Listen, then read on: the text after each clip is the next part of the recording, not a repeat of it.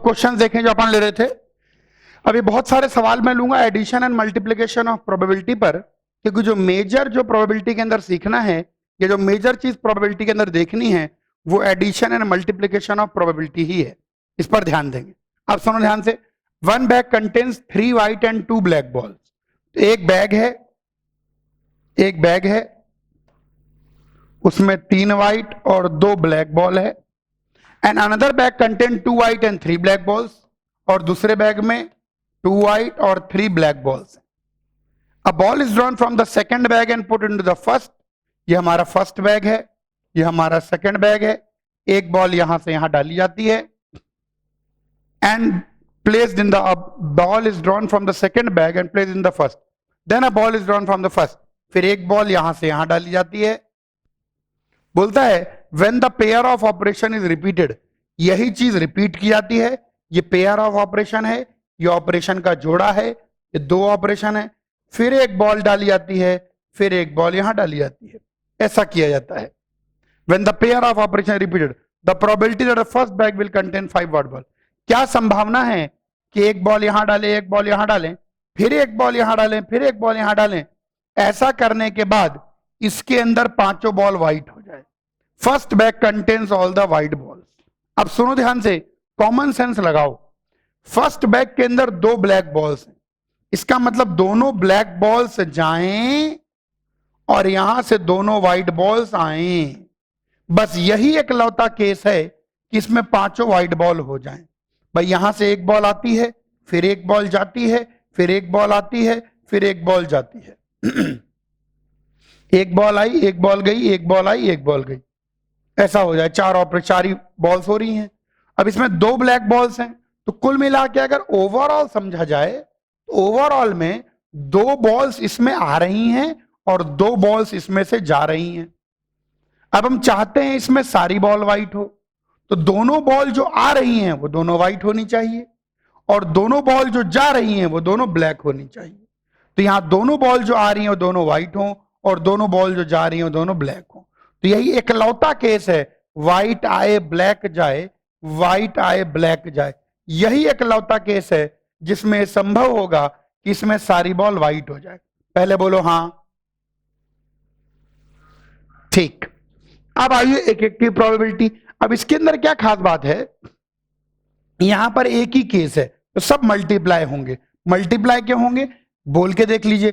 White आए and black जाए, and white आए एंड ब्लैक जाए। लेकिन खास बात यह है कि हर बार बैग के कंटेंट चेंज हो रहे हैं। हर बार बैग के कंटेंट चेंज हो रहे हैं तो हर बार प्रोबेबिलिटी चेंज होगी। व्हाइट आए तो इसमें से व्हाइट आने की प्रोबेबिलिटी 2/5। जब यहां से व्हाइट आई तो यहां पर एक व्हाइट बच गई। देखिए बैग के कंटेंट चेंज हो रहे हैं और यहां पर 3 के बजाय 4 व्हाइट हो गई। अब ब्लैक जाए तो अब ब्लैक जाने की प्रोबेबिलिटी 2/6। जब ब्लैक जाएगी तो यहां पर अब आपके पास एक ब्लैक बचेगी और यहां पर आपके पास 4 ब्लैक हो जाएगी। अब व्हाइट आए, अब यहां से व्हाइट आने की प्रोबेबिलिटी 1/5।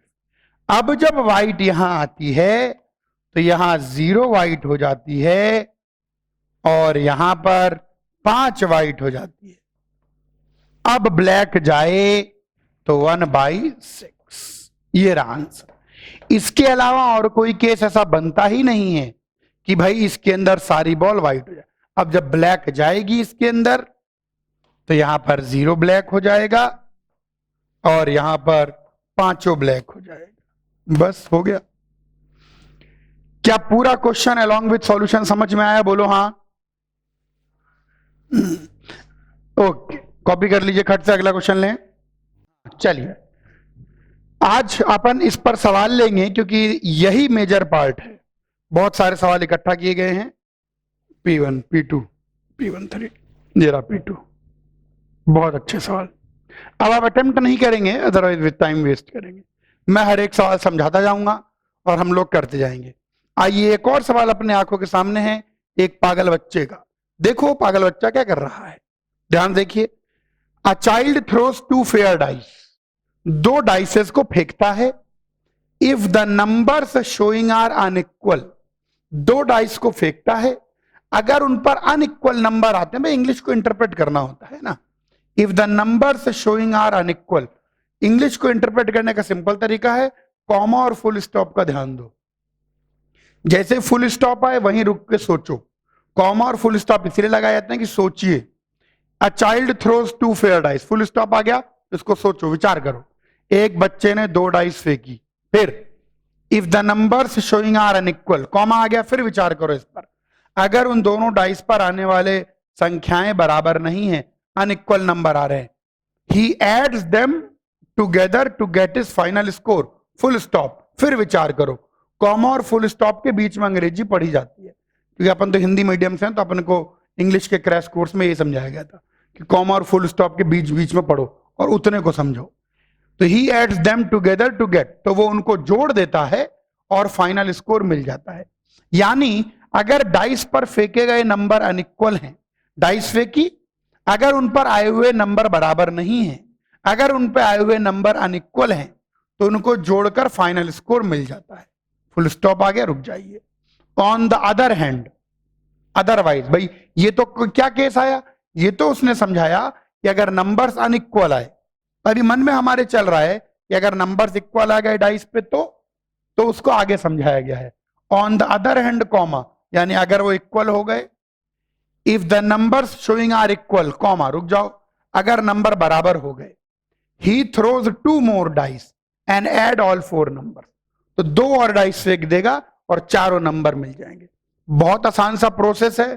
प्रोसेस को लिखना चाहें तो प्रोसेस ये है, थ्रोज 2 डाइस, 2 डाइस फेंकता है, या तो उन दोनों डाइस पर नंबर्स अनइक्वल आएंगे या उन दोनों डाइस पर नंबर्स इक्वल आएंगे।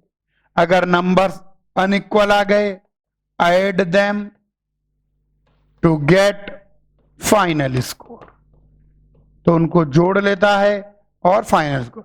अगर नंबर इक्वल आ गए तो थ्रो 2 मोर डाइस, 2 और डाइस फेंको और उसके बाद ऐड ऑल 4। ऑल 4 कैसे, 2 डाइस यहां फेंकी, उन पर नंबर और जो यहां नंबर है, add all 4 to get final score. तो ऐसे आप हर चीज का ट्री डायग्राम बना सकते हैं। Logic diagram, tree logic diagram है ये, कि भैया ये अपन को ब्रीफ में समझा देगा कि हो क्या रहा है। अब बोला क्या जा रहा है, the probability that is final score is 6, क्या संभावना है कि फाइनल स्कोर का 6 आ जाए। अब यहां पर फाइनल स्कोर 6, तो अपन केस लेते हैं अगर नंबर अनइक्वल हैं। इधर देखेंगे सब बच्चे, अगर नंबर अनइक्वल हैं तो 6 कैसे कैसे आ सकता है, 1 5 2 4 3 3 मत ले लेना। क्यों 3 3 मत ले लेना, क्योंकि अगर 3 3 आ जाएगा तो पगला डाइस दोबारा फेंक देगा। भाई 3 3 आ जाएगा तो डाइस दोबारा फेंक देगा, गेम समझो। तो 1 5 2 4 3 3 हटा दिया तो 4 2 5 1। अनइक्वल आने पर आपका स्कोर 6 ऐसे आ सकता है। अगर नंबर्स इक्वल आ जाए, अब सुनना है ध्यान से, अब मान लो शुरू में 1 1 या 2 2 आ जाए। अगर 1 1 आ चुका है तो आपको एक बार और डाइस फेंकनी है, तो आपका स्कोर 2 तो ऑलरेडी आ चुका है। अब आपको 4 मोर की जरूरत है। तो 4 कैसे मिल सकता है, 1 3 2 2 3 1। और जब 2 2 यानी 4 आपका स्कोर आ चुका है तो आपको 2 और की जरूरत है, 1 1। यहां पर जब 2 2 बराबर आएगा तो फिर से डाइस नहीं फेंकता वो, बस इतना ही, थोड़ा सा ही पागल है। थ्रोज 2 डाइस, नंबर अनइक्वल है तो जोड़ के फाइनल स्कोर, नंबर इक्वल है तो एक बार और फेंकेगा। अब इक्वल आए अनइक्वल आए फिर नहीं देखता और चारों को जोड़ के स्कोर मिल जाता है। अगर अनइक्वल नंबर से 6 ऐसे ऐसे आ सकता है। अब देखो नंबर अगर इक्वल है तो यहां 3 3 मत ले लेना, क्योंकि अगर 3 3 ले लोगे तो 3 3 का सम तो वैसे ही 6 आ गया, तो आगे फेंकोगे तो 6 से बड़ा आ जाएगा। हमें किस चीज की संभावना ढूंढनी है, हमें टोटल स्कोर 6 आने की संभावना ढूंढनी है। तो हम ये सोचेंगे कि कैसे कैसे 6 आ सकता है। तो अनइक्वल में 4 प्रकार से 6 आ सकता है। इक्वल में क्या क्या हो सकता है, या तो पहली बार में 1 1 आ जाए या पहली बार में 2 2 आ जाए। अगर पहली बार में 1 1 आ जाए तो दूसरी बार फेंकने पर 1 3 2 2 3 1 आ जाए, और अगर पहली बार में 2 2 आ जाए तो दूसरी बार में 1 1 आ जाए। आओ हर एक की प्रोबेबिलिटी लिख लें। इसके होने की प्रोबेबिलिटी 1/6 इंटू 1/6, हर एक की। देखो पहली डाइस पे 1 आने की प्रोबेबिलिटी भी 1/6, दूसरी डाइस पे 1 आने की प्रोबेबिलिटी 1/6, इसके होने की प्रोबेबिलिटी भी 1/6 इंटू 1/6, हर एक के होने की प्रोबेबिलिटी 1/6, यह आ जाएगा 4 इंटू 1/6 इंटू 1/6। यहां पर भी देखिए इसके होने की प्रोबेबिलिटी अगर देखें 1 1 1 3 आने की प्रोबेबिलिटी, तो 1/6 इंटू 1/6 इंटू 1/6 इंटू 1/6। तो यहां पर 4 केस बन रहे हैं, 4 इंटू 1/6 इंटू 1/6 इंटू 1/6 इंटू 1/6, मिल गया आंसर। इसके होने की प्रोबेबिलिटी 1/6 इंटू 1/6, इसके होने की प्रोबेबिलिटी 1/6 इंटू 1/6 1/6। डाइस पर कोई भी एक नंबर आने की प्रोबेबिलिटी 1/6 है, यहाँ 4 अलग अलग नंबर आ रहे हैं, इसकी 1/6 इंटू 1/6 इंटू 1/6 इंटू 1/6। ऐसे सेकंड केस की भी सबकी प्रोबेबिलिटी यही निकल के आएगी। तो 4 अलग अलग केस बन रहे हैं, तो 4 इंटू 1/6 1/6। ये आ गई संभावना कि ऐसी स्थिति में आपका स्कोर 6 आ जाए। कॉपी करिए। आइए और सवाल देखें। सवालों पर ध्यान दीजिए, सवाल कोई मुश्किल नहीं है और सिर्फ सोचने पर बेस्ड है। They are only based on thinking. Yes,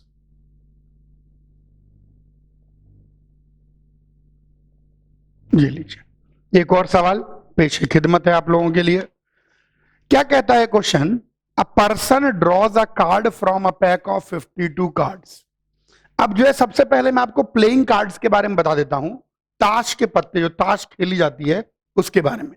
वैसे तो मुझे उम्मीद है कि आप लोगों को आइडिया होगा, लेकिन फिर भी डेक या पैक ऑफ कार्ड, चाहे पैक ऑफ कार्ड कह लीजिए या डेक ऑफ कार्ड्स कह लीजिए, एक ही बात होती है। इसके अंदर यूं समझिए 4 सेनाएं होती हैं। कितनी सेनाएं? 4 सेनाएं। ऐसा हम लोग समझ सकते हैं। एक सेना होती है हार्ट की, जिसका सिंबल ऐसा होता है, लाइक दिस। एक सेना होती है क्लब की, जिसका सिंबल ऐसा होता है, इसको चिड़ी भी कहते हैं, क्लब की। एक सेना होती है स्पेड की, जो कि ऐसा होता है, पान का पत्ता। और एक सेना होती है डायमंड की, ऐसा इसका सिंबल होता है। तो 4 सेनाएं होती हैं। हार्ट की पूरी सेना रेड कलर की होती है, क्लब की पूरी सेना ब्लैक कलर की होती है, स्पेड की पूरी सेना ब्लैक कलर की होती है, और डायमंड की पूरी सेना रेड कलर की होती है। तो बेसिकली 4 सेनाएं, हार्ट, क्लब, दिल, चिड़ी और डायमंड, और ये ऐसे करके 4 सेनाएं ये आ गई। अब ध्यान सुनना है, हर सेना में 13-13 सैनिक हैं। हर सेना में 13 सैनिक हैं। एस, इक्का, दुग्गी, तिग्गी, चौगी, पंजी, छग्गी, सत्ती, अट्ठी, नहली, दस्सी। उसके अलावा किंग, क्वीन और जैक। इस सेना में भी 13 लोग, इस सेना में भी 13 लोग, इस सेना में भी 13 लोग, इस सेना में भी 13 लोग। तो कुल मिला के अगर देखा जाए तो तुम्हारे पास 13 इंटू 4 52 पत्ते इकट्ठे हो जाते हैं। उन्हीं 52 पत्तों के बारे में जिक्र किया गया है। कितने लाल रंग के पत्ते होंगे? 26 लाल रंग के पत्ते होंगे, क्योंकि ये सेना भी रेड कलर की है, ये सेना भी रेड कलर की है। कितने ब्लैक रंग के पत्ते होंगे? 26 ब्लैक रंग के पत्ते होंगे, क्योंकि ये भी ब्लैक है, ये भी ब्लैक है। कितने इक्के होंगे? इक्के मतलब एस, भाई 4 एस होंगे हर सेना में। कितने किंग होंगे? 4। कितने क्वीन होंगी? 4। कितने जैक होंगे? 4। कितनी रेड क्वीन होंगी? 2 रेड क्वीन होंगी, 2 लाल सेनाएं हैं। कितने ब्लैक किंग होंगे? 2 ब्लैक किंग होंगे। कितनी क्वीन ऑफ हार्ट होगी? एक ही क्वीन ऑफ हार्ट होगी। कितने किंग ऑफ डायमंड होंगे? एक ही किंग ऑफ डायमंड होगा। बाकी तो आप खुद से इंटरप्रेट कर सकते हैं। ये है 52 पत्तों की कहानी। 4 सेनाएं, ये रेड कलर, ये रेड कलर, ये ब्लैक कलर, ये ब्लैक कलर, ये हर सेना का निशान, और ये हर सेना में 13 सैनिक। इक्का बाकी दुग्गी तिग्गी दस्सी तक, किंग क्वीन और जैक। ये हो गया ताश के पत्तों का पूरा समीकरण, ताश के पत्तों की पूरी नॉलेज। अब आइए इस क्वेश्चन पर भी आते हैं। क्वेश्चन कहता है अ person draws a card from a pack of 52 cards. 52 पत्तों का पूरा पैकेट, पूरा पैक मौजूद है, उसमें से एक पत्ता निकालता है। कोई सा भी पत्ता आ सकता है, 52 अलग अलग पत्ते हैं, है ना। कॉमा 52 कार्ड, कॉमा क्या होता है, रिप्लेसेस इट एंड शफल्ड। भाई कार्ड निकाला, उसको देखा, उसको रिप्लेस किया और वापस से फेंट दिया, वापस से शफल कर दिया। He continues doing this till he draws a spade. Spade, ये रहा 13 पत्ते स्पेड के। वो क्या करता है, कार्ड निकालता है, देखता है, स्पेड आ गया तो ठीक, नहीं आया तो रखा, फिर फेंटा, फिर पत्ता निकाल के देखा, स्पेड आ गया तो खत्म, नहीं आया। ऐसे मतलब वो ऐसे फेंट रहा है, पत्ते निकाल रहा है, फेंट रहा है, पत्ते निकाल रहा है, तब तक जब तक कि उसको स्पेड ना मिल जाए।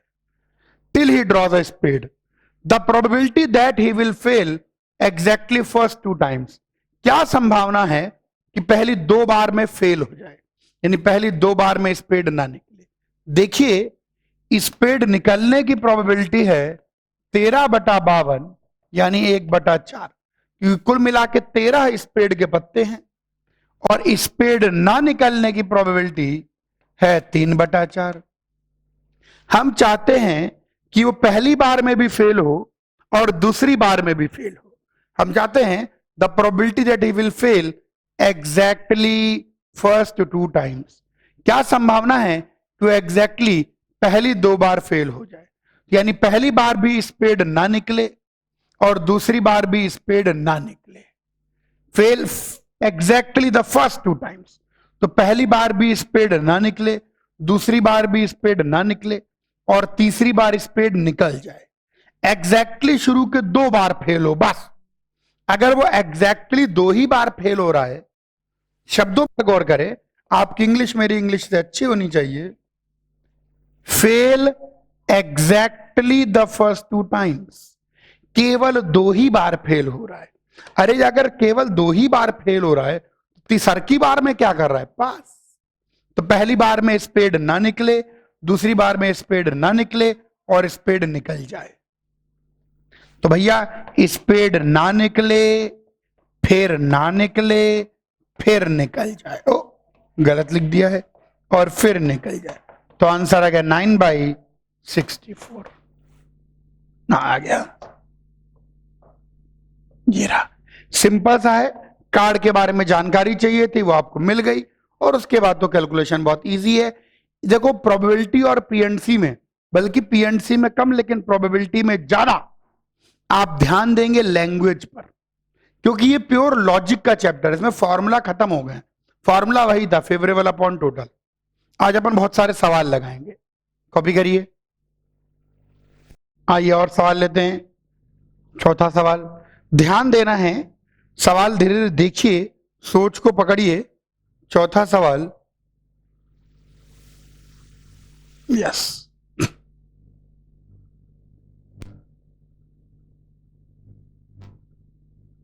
यस, चौथे सवाल को ध्यान देखिए। अ bag contain 3 red and 3 green balls. एक बैग है, उसके अंदर 3 रेड और 3 ग्रीन बॉल्स है। A bag contains 3 red and 3 green balls. A person draws out 3 balls at random. एक आदमी 3 बॉल एट रैंडम ड्रॉ करता है। इसको नीचे सरका लें क्या? हाँ, ऐसे नीचे सरक जाता है। हाँ, कर मैंने सीखा। Okay, a bag contain 3 red and 3 green balls and a person draws out 3 at random. इसमें 3 बॉल्स निकाली जाती हैं, जैसा कह रहा है आराम से समझिए। He then drop 3 blue balls into the bag. 3 balls निकालता है, और 3 बॉल्स, अब पता नहीं कोई भी 3 बॉल आ सकती हैं, तीनों रेड तीनों ग्रीन आ सकती हैं। अब 3 बॉल्स जब निकाल रहा है, तो आइए इसके सारे पॉसिबल केस लिखें। या तो तीनों रेड निकल जाएं, या तीनों ग्रीन निकल जाएं, या 2 रेड 1 ग्रीन निकले, या 2 ग्रीन 1 रेड निकले। यही 4 केस बनेंगे। ठीक है, अब देखिए अगर तीनों रेड निकल जाती है तो आपके बैग के अंदर केवल तीनों ग्रीन बॉल्स बचती हैं। एक मिनट रुक जाइए, थोड़ा जगह लेके बना लेते हैं।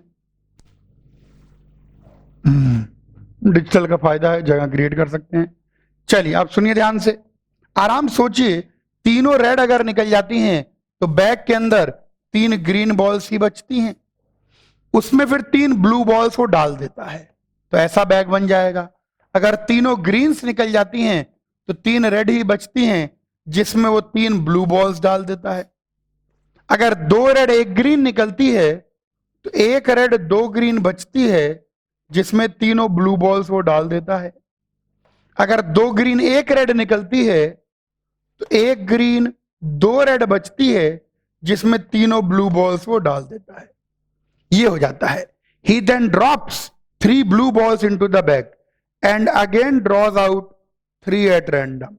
और ये डालने के बाद वो फिर से 3 बॉल निकाल रहा है, वापस से यहां से 3 बॉल्स निकाली जा रही हैं। इसको कहते हैं ट्री डायग्राम। ऐसा बनाने से सोचने में आसानी होती है। किस चीज की प्रोबेबिलिटी पूछी जा रही है? The chance that the 3 later balls being all different colour. क्या प्रोबेबिलिटी है कि जो तीनों बॉल निकल रही हैं लेटर बाद में, लेटर फॉर्मर, लेटर मतलब बाद में, 1 रेड निकले, यानी जो 3 बॉल निकल रही हैं 1 रेड 1 ब्लू और 1 ग्रीन निकले, इस बात की प्रोबेबिलिटी हमको बतानी है। बिल्कुल ध्यान से सुनेंगे। 1 रेड 1 ब्लू 1 ग्रीन निकले, ये हमारा सवाल हो गया। अब देखिए ध्यान से कि पहले जो 2 केसेस हैं इनमें ऐसा हो ही नहीं सकता। क्यों नहीं हो सकता? क्योंकि बैग के अंदर तीनों कलर के बॉल ही नहीं है। सिर्फ इन दोनों केस में ऐसी संभावना है। आइए केसेस ऐड होंगे तो या तो 2, अब सुनो ध्यान से, आराम सुनो, 2 रेड 1 ग्रीन निकले, उसके बाद 1 रेड 1 ब्लू 1 ग्रीन निकल जाए, या 2 ग्रीन 1 रेड निकले और उसके बाद 1 रेड 1 ब्लू 1 ग्रीन निकल जाए, और कोई केस नहीं बनेगा। तो probability finally 1 red 1 blue 1 green की प्रोबेबिलिटी कितनी निकल के आएगी? 2 रेड 1 ग्रीन निकले, टोटल 6 बॉलों में से कोई भी 3 बॉल निकल सकती थी, लेकिन 2 रेड निकले इंटू 1 ग्रीन निकले, इंटू जब 2 रेड 1 ग्रीन निकली फिर से 6 बॉलें हो गई। फिर 6 बॉलों में से कोई भी 3 बॉल निकल सकती थी, लेकिन 1 रेड निकले, 1 ग्रीन निकले और 1 ब्लू निकले, या 2 ग्रीन 1 रेड पहली बार में निकल जाए तो 6 में से कोई भी 3 बॉलें निकल सकती थी, 2 ग्रीन निकले 1 रेड निकले, इंटू ऐसा होने के बाद इस बैग में 6 बॉलें हो गई, 6 में से कोई भी 3 बॉलें निकल सकती थी, लेकिन 1 रेड 1 ग्रीन 1 ब्लू निकले, 1C1 into 2C1 into 3C1। आ गया आंसर, ये रहा आपका आंसर। आइए इसको येलो लाइन थोड़ा सेपरेट कर दें ताकि डब्बे में ना गिर जाए अपना आंसर। ये लीजिए, बहुत आसान सा है। आपको पूरे एक्सपेरिमेंट को ध्यान से देखना है और ध्यान से समझना है। 3 रेड 3 ग्रीन है, 3 बॉल निकाली जाती है, 3 ब्लू बॉल डाली जाती हैं, उसके बाद फिर 3 बॉल निकाली जाती हैं। उसके बाद वाली जो 3 बॉल निकाली जाती हैं वो तीनों बॉल 1 रेड 1 ब्लू 1 ग्रीन निकले, इसकी प्रोबेबिलिटी है। तो अपन ने सारे केस बना लिए कि 3 बॉल निकली, वो यही 4 केस हो सकते हैं। उसके बाद जब 3 ब्लू बॉल डाली यही 4 केस आएंगे। इनमें इन दोनों में 1 रेड 1 ब्लू 1 ग्रीन नहीं निकल सकती। क्यों नहीं निकल सकती? क्योंकि बैग के अंदर तीनों कलर की बॉल ही नहीं है। तो यही 2 हमारे फेवरेबल केस बनेंगे। बस अब आप इनको रख लीजिए। 2 रेड 1 ग्रीन निकले और फिर 1 रेड 1 ब्लू 1 ग्रीन निकले, या 2 ग्रीन 1 रेड निकले और फिर 1 रेड 1 ब्लू 1 ग्रीन निकले। आंसर आ गया। कॉपी कर लीजिए। आइए और सवाल करेंगे। 5वां क्वेश्चन, ध्यान देके देखो, सोचना है बस, ज्यादा कोई मुश्किल काम नहीं है। बहुत अच्छा सवाल, आईआईटी में आया हुआ, बहुत अच्छा सवाल। ध्यान देखेंगे इस सवाल को। 15 coupon are numbered 1 to 15। 15 coupon हैं जिनकी नंबरिंग कर दी गई है 1 से 15। 7 coupon are selected at random, 1 at a time with replacement. 7 coupon चुने जाते हैं एक एक करके विद रिप्लेसमेंट। विद रिप्लेसमेंट का मतलब जैसे 15 कूपन हैं, उन पर नंबर लिखे हैं 1 2 3 4 5 6 7 8 9 10 11 12 13 14 15। अब एक कूपन निकाला, उसको रख दिया, फिर दोबारा निकाला, यानी एक कूपन दोबारा भी आ सकता है। अपन कूपन निकालते हैं, नंबर नोट करते हैं, रख देते हैं। लैंग्वेज बहुत क्लियर है। 7 coupons are selected at random, 1 at a time, एक एक करके विद रिप्लेसमेंट, यानी 7 के सातों बार एक ही नंबर भी आ सकता है। The probability that the largest number is 9। बहुत प्यारा क्वेश्चन।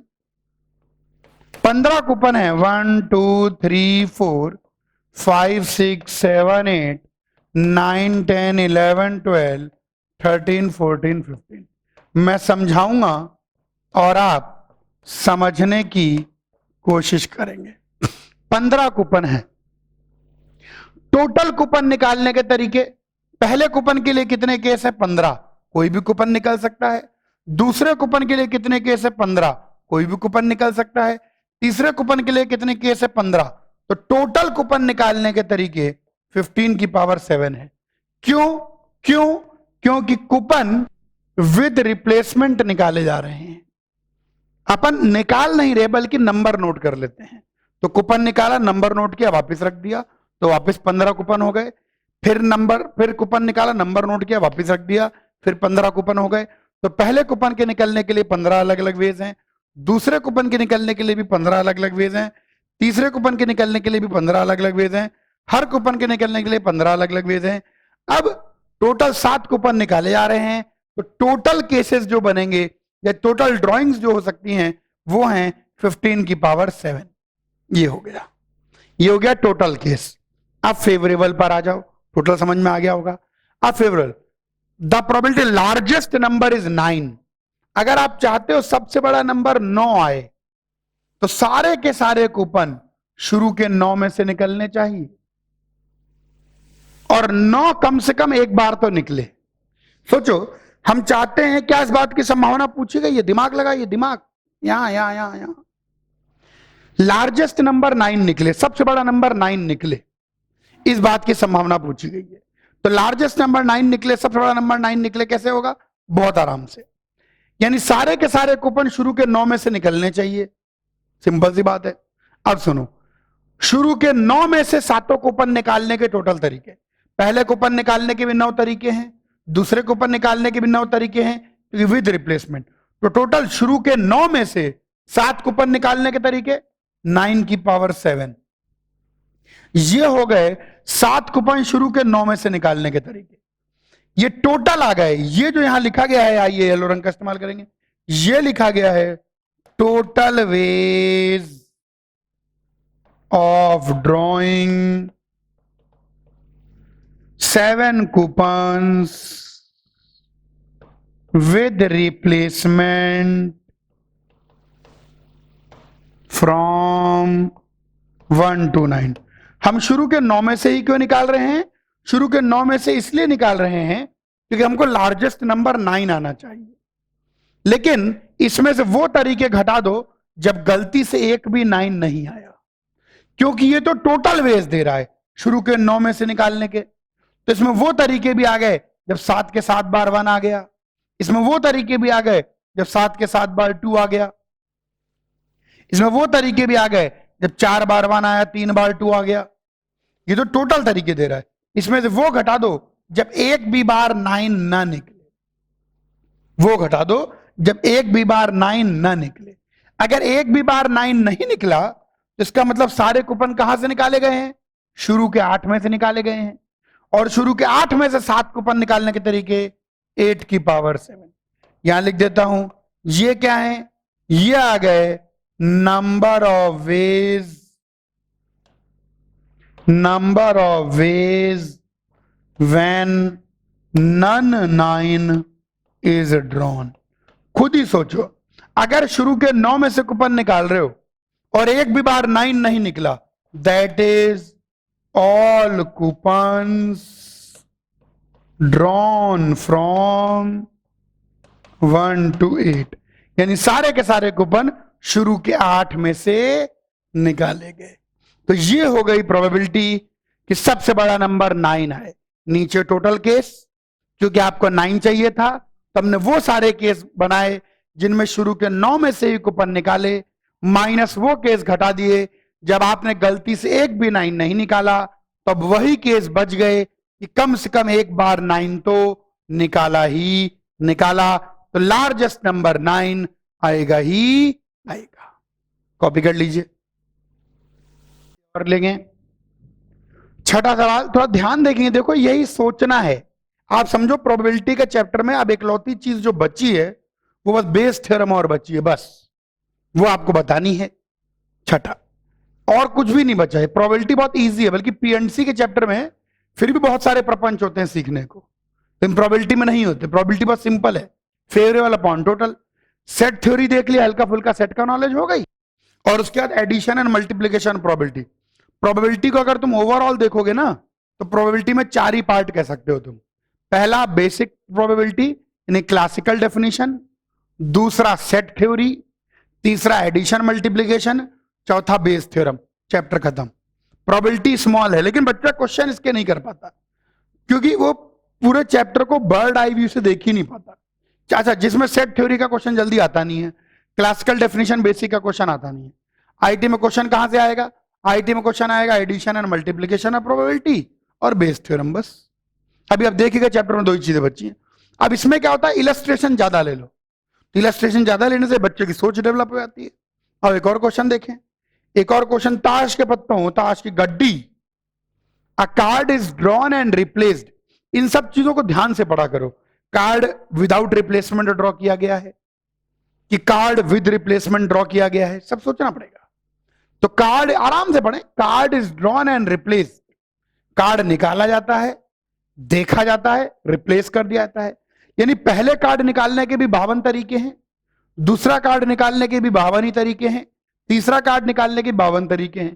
क्योंकि हर बार आप कार्ड निकालते हैं, देखते हैं, रख देते हैं, तो हर बार ताश की गड्डी में 52 पत्ते बचते हैं। तो कोई भी टाइम पर कार्ड निकालने के 52 तरीके हैं। क्या बोलता है? Minimum number of time a card must be drawn so that there is an even chance of drawing heart. Heart निकालने का इवन चांस हो जाए। आइए, इवन चांस, इवन चांस का मतलब at least even chance. Even chance का मतलब होता है कि प्रोबेबिलिटी हाफ। इवन चांस का मतलब है बिल्कुल बीचों बीच। ये खास शब्द है। कोई आपसे बोले इवन चांस है यानी प्रोबेबिलिटी हाफ है। अब यहां बोला गया है एटलीस्ट इवन चांस, तो यानी हम चाहते हैं प्रोबेबिलिटी ऑफ हार्ट निकलने की प्रोबेबिलिटी कम से कम इवन हो जाए, यानी greater than equal to half रहे। जब को बोले इस चीज का चांस इवन है, तो ये एक शब्द है, लैंग्वेज है, भाषा है, इसमें कोई मैथ नहीं लगानी है। किसी चीज का चांस अगर इवन होगा यानी भैया ना होने और होने की संभावना सेम है भैया, 50-50 वाली बात है।